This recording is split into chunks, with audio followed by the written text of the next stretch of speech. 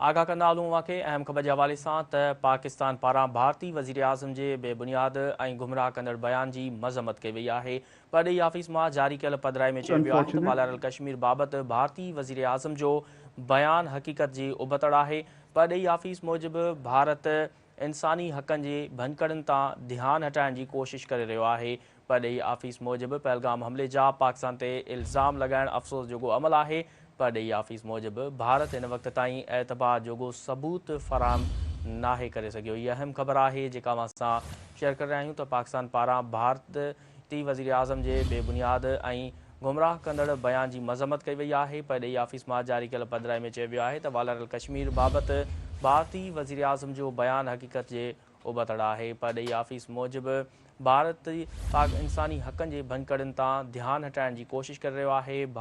परॾेही ऑफिस मूजिब पहलगाम हमले जा पाकिस्तान ते इल्ज़ाम लगाइण अफ़सोस जोगो अमल है। परॾेही ऑफिस मूजिब भारत इन वक्त ताईं एतबार जोगो सबूत फराहम नाहे करे सघी।